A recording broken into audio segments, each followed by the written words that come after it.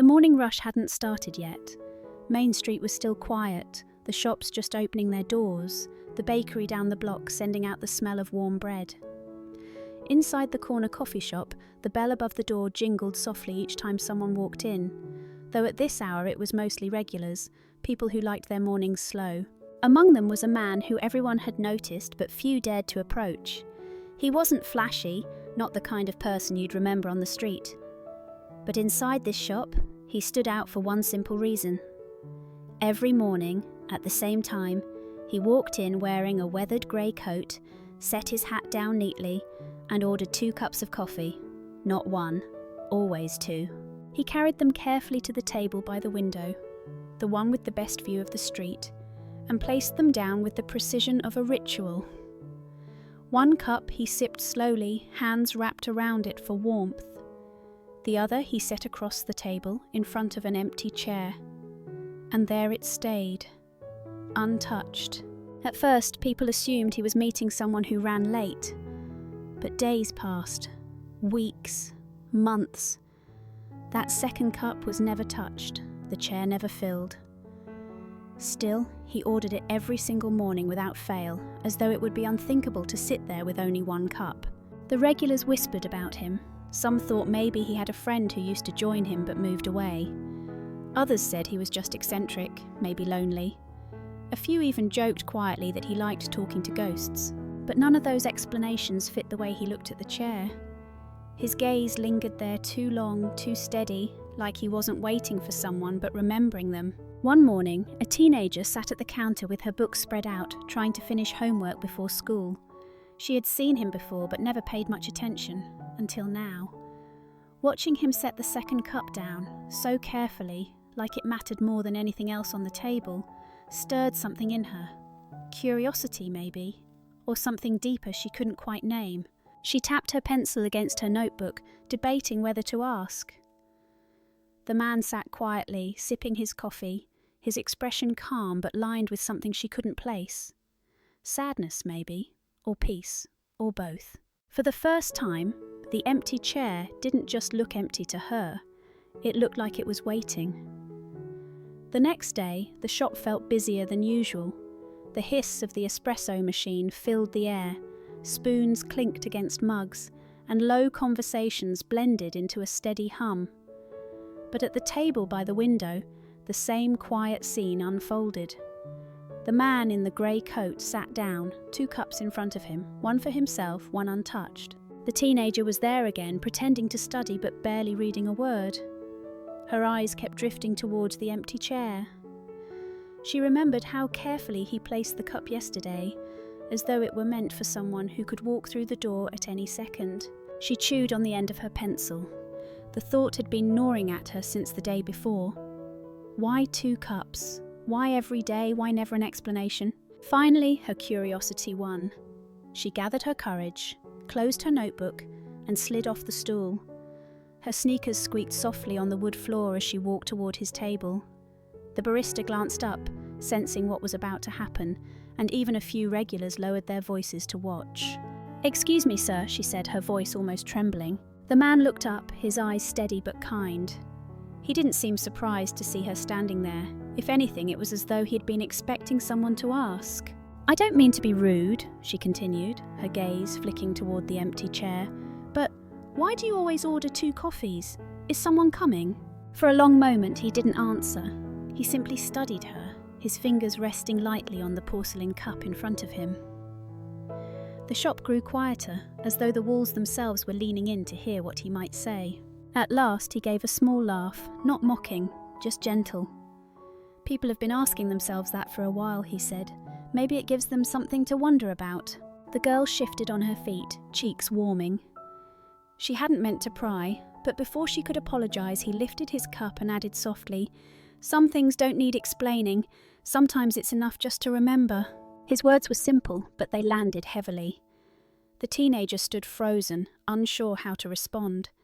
She sensed there was more behind them, something deeper he wasn't ready to share. "Thank you," she whispered, backing away to her seat. The man gave a faint smile, before turning his eyes back to the chair. The second cup sat untouched, the steam rising into the air and fading away. That night, lying in bed, the teenager couldn't shake his words. Sometimes it's enough just to remember. Remember what? Remember who? And why did it feel like the answer mattered more than she realised? The following morning, the shop carried its usual rhythm, mugs clinking, chairs scraping lightly against the floor, the bell over the door jingling as people hurried in and out. But to the teenager at the counter, everything felt different now. She could hardly focus on her homework. The man's words from yesterday echoed in her head. Sometimes it's enough just to remember. She had replayed them over and over, trying to guess what he meant. Remember who? Remember what? It didn't sound like the answer of someone making a joke. It sounded like someone guarding something too fragile to put into words. When he walked in that morning, right on time, the girl found herself holding her breath. Same grey coat, same slow steps, same careful routine. 2 cups again, one he held, one left waiting. But today, she noticed something she hadn't before. The way his hand lingered on the second cup, as if he was steadying himself before setting it down. For a moment, she thought she saw his lips move, like he was whispering to someone only he could hear. She leaned forward, straining to catch it, but the hiss of the espresso machine drowned out the sound. Her heart thumped in her chest. Was he talking to the chair? She didn't want to look like she was staring, so she ducked her head and scribbled something in her notebook. But curiosity gnawed at her, and when the crowd thinned out, she couldn't resist. She rose from her seat, clutching her notebook tight against her chest, and walked to the table by the window. The man glanced up at her approach, his expression calm, almost expectant. I keep thinking about what you said yesterday, she admitted, her voice low. About remembering.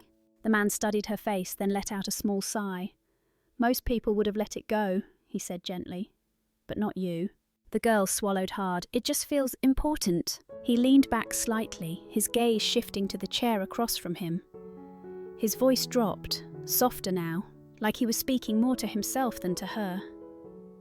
Do you ever wonder what it means to keep a promise? She hesitated. I guess. It means not forgetting, even if it hurts. The man's eyes flickered with something unspoken. He gave a faint nod, as though her answer was close enough, then turned back to the untouched cup. The girl lingered there, wishing he would say more. But he didn't. His silence was full, heavy, as if words could never quite carry the weight of what he was holding. When she finally returned to her seat, she opened her notebook but didn't write a single word. She only stared at the blank page, the man's question looping in her mind. What does it mean to keep a promise? And for the first time, she realised this wasn't just about him. Somehow, this mystery was beginning to reach her too. Friday morning arrived with a sky the colour of pewter. Raindrops tapped gently against the coffee shop windows, blurring the view of Main Street. The shop was warm inside, filled with the scent of cinnamon and fresh grounds, a small refuge from the grey day outside. The man in the grey coat entered right on time, brushing rain from his shoulders. He gave his usual nod to the barista and ordered 2 coffees, the words so familiar they didn't even need to be spoken aloud anymore. 2 cups appeared on the counter, and he carried them carefully to his table by the window. 1 sip for him, 1 cup left untouched, steam curling into the air before fading away. The teenager was already there, her books spread out but unopened. She had been waiting for him, rehearsing questions in her head, her pencil tapping nervously against the page. Yesterday's conversation had lingered with her, especially the way he had asked about promises. Today, she decided, she wouldn't walk away with half an answer. She slid off her stool and walked over, her sneakers squeaking against the floor. This time she didn't hesitate. Sir, she said quietly, I don't mean to bother you, but I think I understand a little. When you said it was about keeping a promise. She swallowed hard, her voice dropping. It sounds like something you've been carrying for a long time. The man looked up at her, his eyes reflecting the light from the rain-streaked window. There was no irritation in them, no impatience, only a kind of weariness that seemed older than his years. You're persistent, he said softly, a hint of a smile tugging at his lips. Most people stop asking after the first time. She blushed but held her ground. It just feels important. For a moment, he said nothing. Then he let out a long breath, as if releasing something he had held too tightly for too long. His fingers tapped gently against the untouched cup. "This chair," he began, his voice low, "was never meant to stay empty. It belongs to someone who isn't here anymore." The girl froze, her chest tightening. She didn't dare interrupt. He stared at the cup as though it held the past itself. "We used to talk about mornings like this, when work was behind us, when the kids were grown, when life would finally slow down. We promised each other that when that day came, we'd sit right here, side by side, watching the town wake up with coffee in our hands." His words hung in the air, heavy but tender. The girl felt her throat tighten, her eyes stinging with tears. She tried to blink away. "But life doesn't always wait for our plans," he said after a pause. His voice softened, breaking slightly. "She didn't make it that far." The room seemed to grow still. Conversations dimmed, chairs stopped scraping, even the rain outside seemed quieter. The shop wasn't just listening, it was holding its breath. "I keep this chair for her," the man finished, his hand resting lightly on the untouched cup. "Because a promise doesn't end just because someone is gone, it's still here, and so am I." The girl couldn't speak. No words felt big enough, so she simply nodded and returned to her seat, her heart aching in a way she hadn't expected. And for the first time, the whispers that usually followed the man's ritual were gone. The regulars exchanged glances, but no one smirked. No one rolled their eyes. The chair wasn't a mystery anymore. It was a love story still being told every single morning. Saturday morning brought a different kind of crowd. The shop was louder than usual, families with restless kids, couples chatting over pastries, friends laughing too loud in the corner booth. The bell over the door rang non-stop, the air buzzing with weekend energy. The man in the grey coat came in, steady as ever, carrying his 2 cups to the table by the window. One sip for him, one untouched. After yesterday's confession, the chair no longer felt like a mystery. To the girl at the counter, it looked sacred now, like a place where love still lived. But not everyone in the shop saw it that way. A group of young men crowded into the booth near the window, their voices sharp and careless. They noticed the man almost immediately. One of them smirked, elbowing his friend. "There he is, the guy with the ghost coffee," his buddy snorted. "Every day, kinda sad, don't you think? Must be nice to have people whispering about you all the time." Their laughter cut through the room, jarring against the gentle quiet that usually surrounded the man's table. The girl at the counter froze, her chest tightening. She glanced at the man, praying he hadn't heard, but of course he had. His back stiffened ever so slightly, though he didn't lift his head. He kept his eyes on the cup across from him, silent, as if pretending the words weren't there. The barista's rag stilled against the counter. A few regulars looked up from their newspapers, their frowns deepening, but no one spoke. The men kept laughing, their voices loud enough for everyone to hear. "Maybe he thinks she's still coming," one said with a mocking grin. "What a waste of a seat." Before the barista could step in, the teenager pushed her stool back so suddenly it scraped against the floor. Her heart pounded, but her feet carried her forward anyway. She walked straight to the window and slid into the empty chair.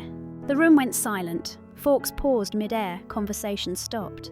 Even the group of young men stared, surprised. The man looked at her, startled, then softened. His eyes asked a question she didn't have words for. She placed her hand on the untouched cup, not lifting it, just resting there, steady. Her voice shook, but she spoke clearly enough for the whole shop to hear. "No one's going to laugh at him while I'm sitting here." It wasn't a shout, not even close, but the quiet strength in her voice seemed louder than anything else in the room. The man's expression shifted, something unspoken moving across his face. Gratitude, maybe relief, maybe both. He gave a small nod, his lips pressing into the faintest smile. The young men exchanged uneasy glances. Their laughter faltered, then died completely. One muttered something under his breath, and before long they slid out of the booth and left, the bell above the door clanging in their wake. The teenager stayed for a moment longer, her hand still resting on the warm porcelain of the cup. She didn't drink it, she knew it wasn't hers, but for the first time the chair wasn't empty, and in that stillness something shifted. The man wasn't alone anymore, not today, maybe not ever again. Sunday mornings were usually calm in the little coffee shop. The crowd was thinner, the conversations softer, sunlight spilling across the wooden floor. It was the kind of morning made for sitting still. The man in the grey coat arrived as always, ordered his 2 cups, and took his place by the window. The teenager sat nearby, notebook open but her pencil unmoving. She couldn't stop replaying what had happened the day before. The laughter, her decision to sit down, the look of relief in the man's eyes. For the first time, the chair hadn't been empty. Today, though, it was. The untouched cup sat waiting, steam curling into the air. The bell over the door jingled, and a woman walked in. She looked to be in her 40s, dressed neatly but with tired eyes that gave her away. She held herself stiffly, as if she had been holding her breath for days. She ordered a tea, but instead of sitting at an empty table, she lingered, scanning the room. Every seat was taken, except one. Her eyes landed on the chair across from the man. She froze, then quickly looked away, as if she'd intruded on something private, but the man had already noticed. Their eyes met. For a long moment, the woman stood rooted to the spot, uncertain. Then the man gave a small nod, the kind that wasn't just permission, it was an invitation. "Are you sure?" she asked, her voice barely above a whisper. He gestured gently to the chair. "It's here for whoever needs it." Her face crumpled just slightly, the way a mask slips when someone is too tired to hold it. She walked over and eased into the chair. Her hands trembled as she wrapped them around the warm cup. She didn't drink from it, only held it like something solid, keeping her steady. I just signed the papers," she said after a long silence, her words catching. "Divorce, 20 years, gone. My house feels like a stranger's place now. I didn't want to sit there alone this morning."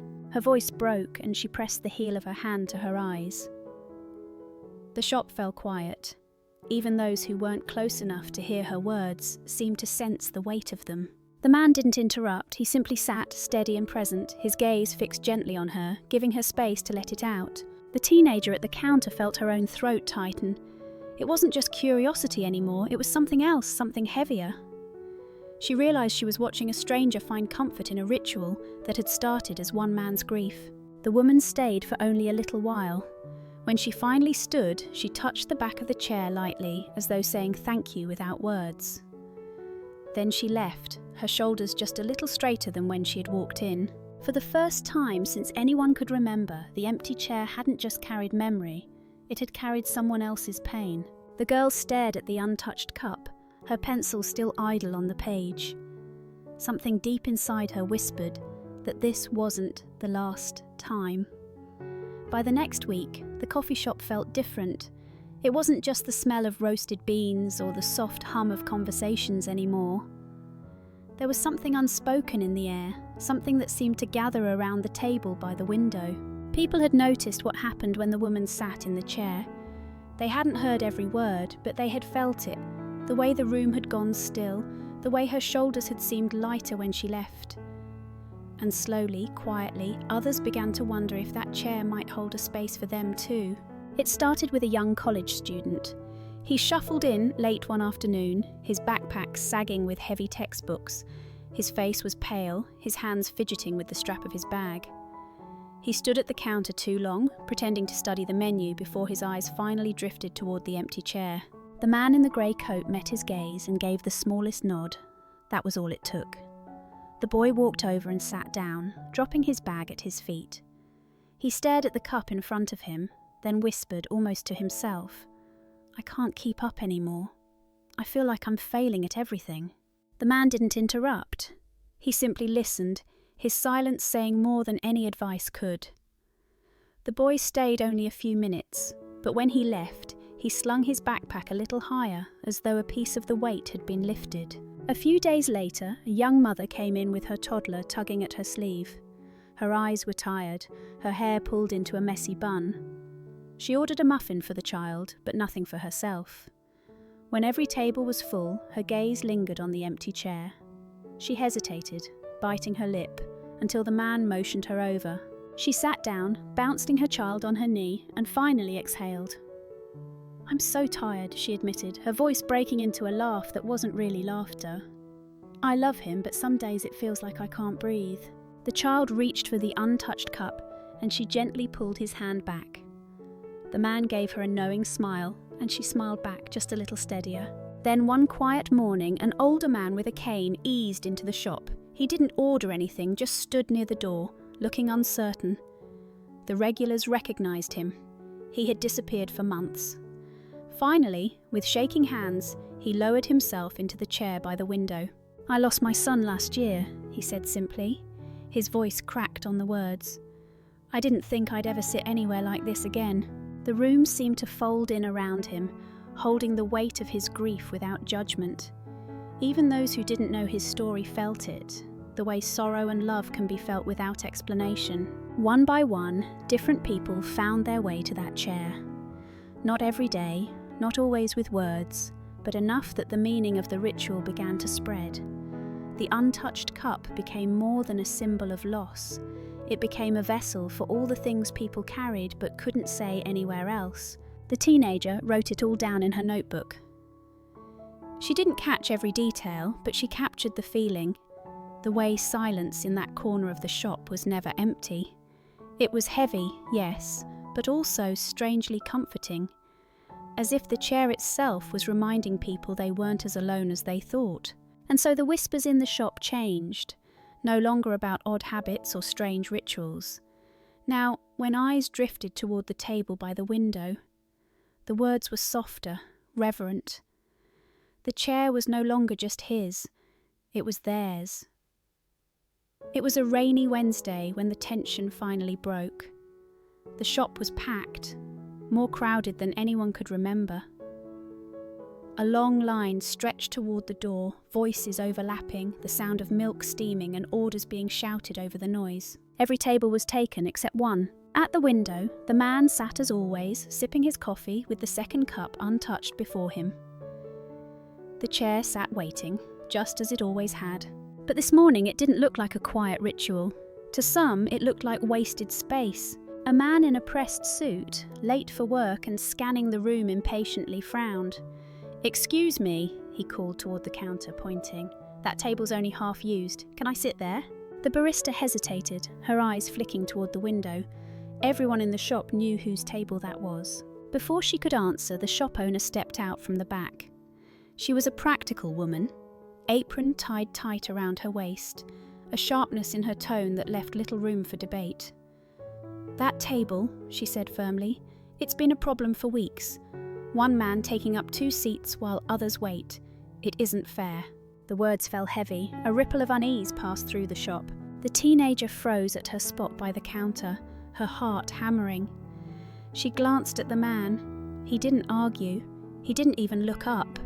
His hand rested on the cup in front of him, but his shoulders had slumped, the way someone does when they know the fight might already be lost. The owner folded her arms. "I've been patient, but business is business. If that chair isn't being used, it needs to go." The girl's stomach knotted. She had heard cruel words before, laughter, mockery, but this was different. This wasn't just disrespect. This was a threat to the very thing the chair had become. The man reached slowly for his coat. For the first time he looked older, smaller, as if the weight of his promise was too heavy to carry any longer. The sight of it made the girl's chest ache. "No," she blurted, louder than she meant to. Her voice cracked in the quiet that had fallen. Every head turned. She swallowed hard, her hands trembling, but she forced the words out. "You can't take it away. That chair matters." The owner raised a brow, unimpressed. "Matters more than paying customers?" Around the room, people shifted uncomfortably. The mother with the toddler hugged her child closer. The college student tightened his grip on his backpack. The old man with the cane tapped it nervously against the floor. No one spoke. The silence felt suffocating. The girl looked desperately around the room, her eyes pleading. She knew she couldn't hold this alone.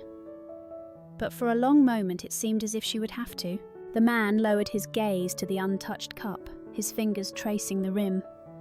For the first time in years, it looked as if he might truly leave the chair behind. And in that instant, the shop seemed to teeter on the edge, between keeping a promise alive or letting it vanish forever. The shop was silent except for the soft patter of rain against the windows. The man's hand lingered on his coat, ready to leave. The untouched cup sat there like a farewell, steam fading into nothing. The teenager's voice still trembled in the air. "That chair matters." But she stood alone, cheeks flushed, her heart pounding so loudly she thought everyone could hear it. For a moment no one moved, and then a cane tapped against the floor. The older man who had once sat in the chair rose slowly, leaning on his cane for balance. His voice cracked with age, but every word carried weight. "She's right," he said. "That chair saved me. I thought I'd never speak about my son again. But I did. Here. And I walked out of this place breathing easier than I had in months. Don't tell me it doesn't matter." The shop owner blinked, taken aback. From the corner, the college student spoke up, his voice shaky but clear.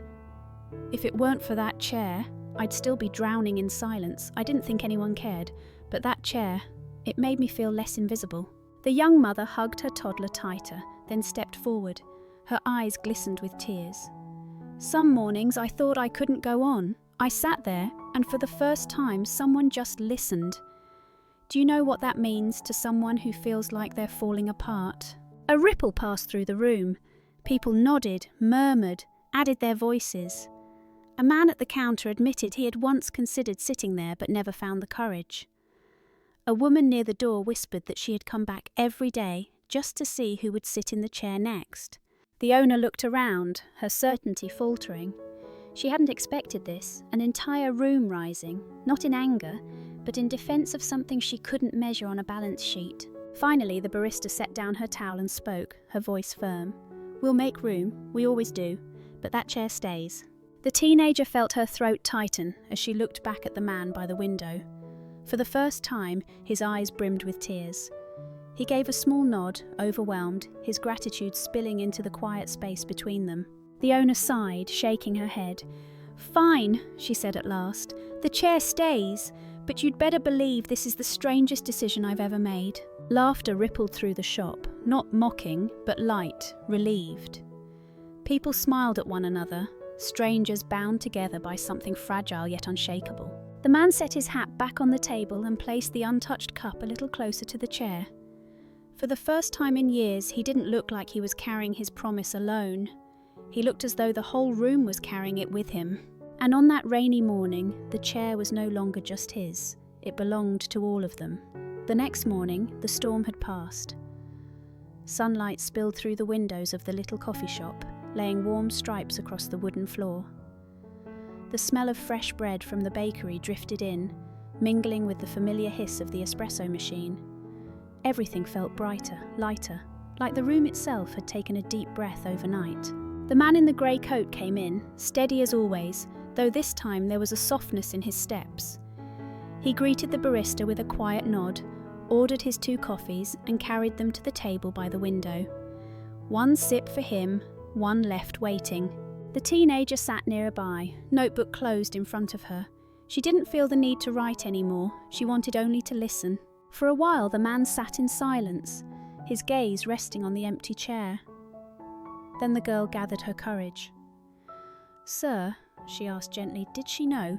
Before she passed, did she know you would do this for her?" The man smiled faintly, his eyes glistening with a kind of sorrow that had softened over time. "She knew me well enough to guess," he said. Then he paused, fingers brushing the rim of the untouched cup. "But the truth is, the chair wasn't my idea. It was hers." The girl's brows lifted. "Hers?" "She told me once," he said softly, his voice almost breaking into a whisper. "If I go first, don't sit alone.